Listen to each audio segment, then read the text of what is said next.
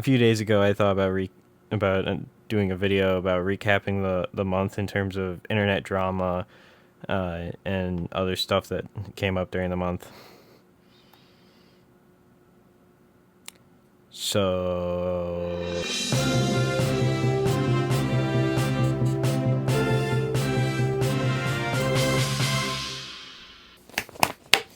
welcome to the monthly recap. I'm your host, Justin. Are those lungs iron? Time. Let's begin. Starting with both Jack Doherty and the DoorDash girl had their trials this month.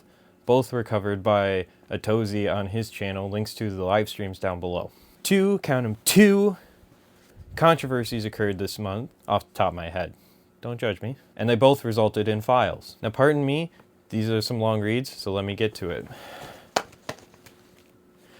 The CC Files was dropped by the Kingsman on Twitter, fuck you Elon, I'm not calling it X, where after Kingsman was banned from a $40,000 Marvel Rivals tournament simply for telling fellow teammate Zaza that playing a sniper-based character with 200 ping is a terrible idea, though he said it much nicer despite being on the verge of a crash out, made sure that both sides were being seen, which in my opinion, these messages are giving me a feeling like Harvey Dent as I read these messages versus the tweets that CC was putting out.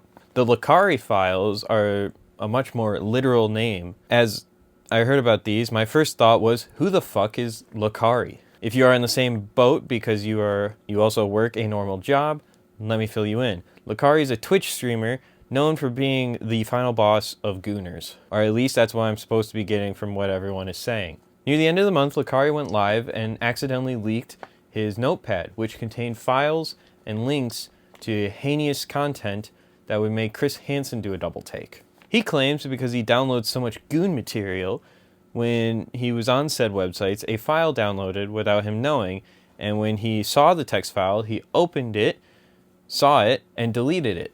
But due to a Windows 11 glitch, it kept the file, unknown to him since he has 3 terabytes of hentai. However, due to common sense and a little research, that's not how Notepad works. Moving on, the Academy voted for the Oscar nominations for the 98th Academy Awards.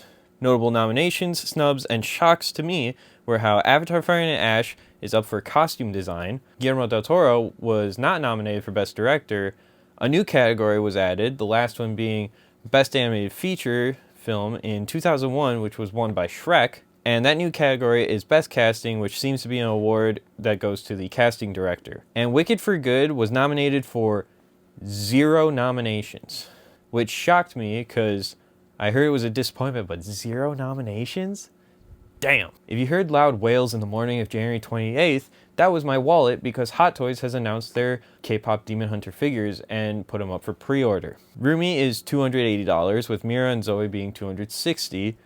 Pray for my wallet because Hasbro and Mattel also announced their figures and collectibles for K-pop Demon Hunters as well. Darren Aronofsky has given us a trailer for his new mini-series about the American Revolution called On This Day 1776. However, it is completely AI generated, but does have SAG actors as the voice actors, which still doesn't make it right.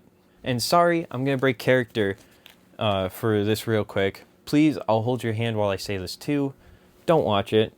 Hell, I'll give you a better alternative, though I don't think it's accurate and probably is one of those how America teaches Americans versus how America actually was moments. But Liberty Kids is probably a much better show to watch, and it's going to be better either way because it's made by real people and not a computer who took commands and couldn't spell America right. Makes me want to remake it, but with a shitty budget, because God knows this budget was too much for this fucking show. And finally, for this wrap-up, the movies that were on my radar this month and their Letterboxd ratings to the nearest 0.5 star. We have Primate, which has a 2.5 star average. 28 Years Later, The Bone Temple, which has a 4-star average. The Rip, which has a 3-star average. Mercy, which has a 2.5 star average. Return to Silent Hill, which has a 1.5 star average. Send Help, which has a 3.5 star average. Iron Lung, which I actually saw the night before I recorded this, has a 3.5 star average, and I gave it personally a 4.5 star. And The Moment with a 3.5 star average. This is the recap for me. This might be the shortest since I thought of this a couple days ago, but don't worry, I'll keep a close eye on February. Okay, bye.